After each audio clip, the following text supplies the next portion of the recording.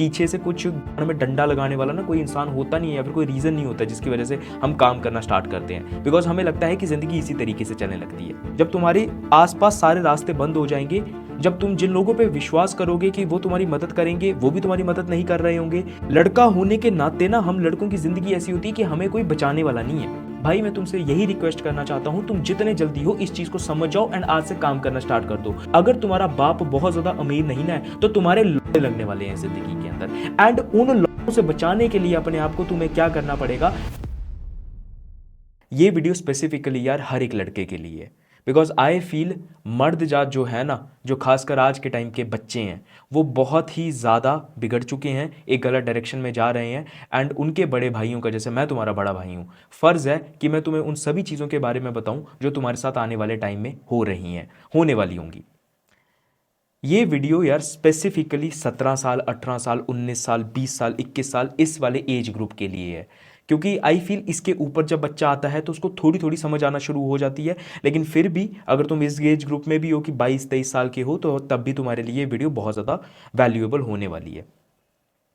जब मैं 18 साल का था ना यार, और जब मैं 21 साल का हुआ या फिर मैं 22 साल का था, इन सभी एज ग्रुप के दौरान ना मेरी लाइफ में ना बहुत ज़्यादा ऐसा पॉइंट होता था जब मैं बहुत सारी चीज़ों को लेकर बहुत ज़्यादा कंफर्टेबल हो जाया करता था।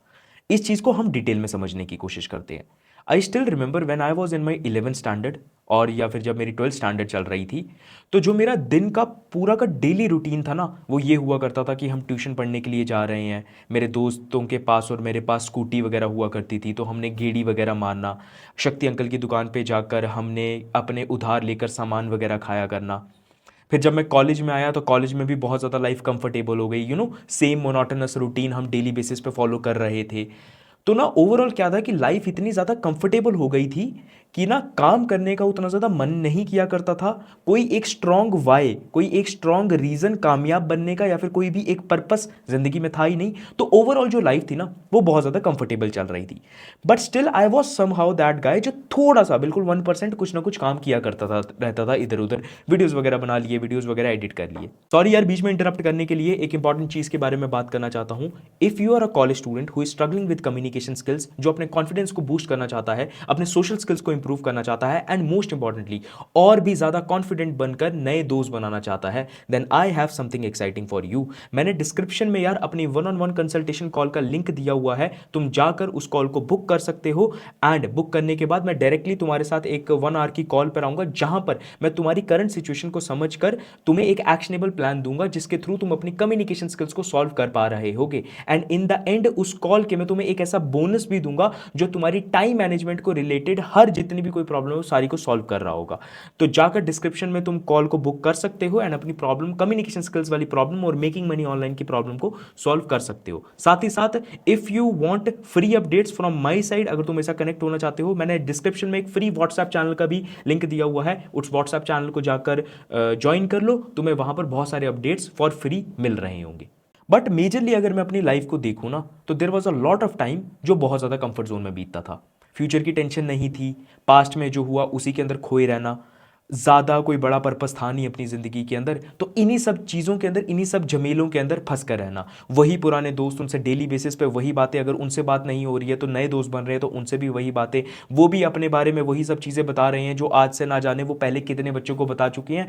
एंड करियर में ग्रोथ माइंडसेट वाले कोई इंसान नहीं थे। मतलब लाइफ समझ रहे हो कि बहुत ज़्यादा कंफर्टेबल चल रही थी, माँ बाप पैसे वगैरह बेच रहे थे, एंड प्रॉबेबली आज तुम्हारे साथ भी यही चीज़ हो रही होगी। लड़कों की ज़िंदगी में मेजरली एक पॉइंट आता है कि जब उनकी लाइफ ना बहुत ज़्यादा कंफर्टेबल चल रही होती है, पीछे से कुछ गांव में डंडा लगाने वाला ना कोई इंसान होता नहीं है, या फिर कोई रीज़न नहीं होता जिसकी वजह से हम काम करना स्टार्ट करते हैं। बिकॉज हमें लगता है कि ज़िंदगी इसी तरीके से चलने लगती है। एंड इसी कंफर्ट जोन के बाद ना एक ऐसा फेज़ आता है हर एक लड़के की ज़िंदगी में जिसको बोलते हैं रियलाइजेशन फेज़। अब वो कई सारे बच्चों को बहुत जल्दी आ जाता है, 19 साल की उम्र में ही आ जाता है। किन्हीं किन्हीं बच्चों को कॉलेज लाइफ के ख़त्म होने के बाद आता है, एंड किन्हीं किन्हीं बच्चों को मतलब ये जो कॉलेज लाइफ के दौरान आता है। ठीक है, हर एक बच्चे का वो रियलाइजेशन वाला पॉइंट बहुत ज़्यादा डिफरेंट होता है। एंड उस रियलाइजेशन वाले पॉइंट पे ना उस बच्चे के साथ ऐसी ऐसी चीज़ें होती हैं जब उसको रियलाइज होती है ज़िंदगी की एक कड़वाहट, खासकर लड़कों के लिए, कि as a man no one is coming to save you. लड़का होने के नाते ना हम लड़कों की ज़िंदगी ऐसी होती है कि हमें कोई बचाने वाला नहीं है। एंड ये फेज अगर अभी तक तुम्हारा नहीं आया हुआ ना, तो बस कुछ ही देर की बात है एंड ये फेज बहुत जल्द तुम्हारी लाइफ में भी आएगा।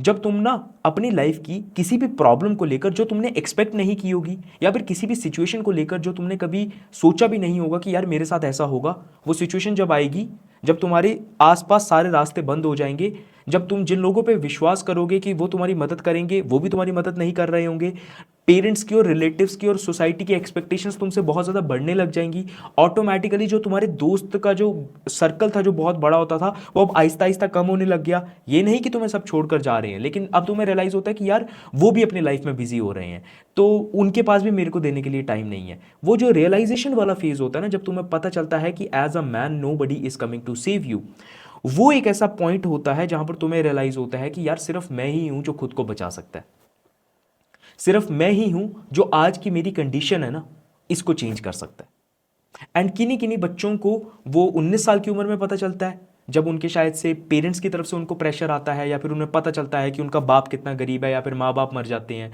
या फिर लाइफ के अंदर कोई भी सिचुएशन हो जाती है बहुत बड़ी जो वो डील नहीं कर पाते हैं। तब उन्हें पता चलता है यार कि एक्चुअली में कोई बचाने वाला नहीं है, मुझे ही कुछ ना कुछ हाथ पांव मार कर अपनी लाइफ को सुधारना पड़ेगा और मेरे को ही इस चीज़ से बाहर निकलना होगा। And that is the point ना, बहुत सारे बच्चे रियलाइजेशन के बाद या तो अपनी जिंदगी को सुधार लेते हैं काम कर करके, या तो बहुत सारे ऐसे बच्चे होते हैं जो यार एक्शन ही नहीं लेते हैं, कुछ काम ही नहीं करते हैं एंड उसी सड़ी गड़ी जिंदगी के अंदर फंस कर रह जाते हैं। I want to tell you कि मैं तुम्हें एक बड़ा भाई होने के नाते ये बताना चाहता हूं कि अगर आज तुम्हारी लाइफ कैसी भी चल रही है, आई नो बहुत ज़्यादा अच्छी चल रही होगी या फिर थोड़ी सी तुम्हारे को कन्फ्यूजन हो रही होगी, मैं ये चीज़ बताना चाहता हूं कि एक ऐसा पॉइंट आने वाला है जब तुम्हारे को रियलाइजेशन ये चीज़ होने वाली है कि भाई मैं अकेला हूं एंड मेरे को कोई भी मदद करने के लिए नहीं आ रहा है, इसीलिए अब मेरा कर्तव्य यही है कि मैं अपने आप को उठाऊं और किसी चीज़ पे काम करूं ताकि मैं अपने आप को बिल्ड कर पाऊं।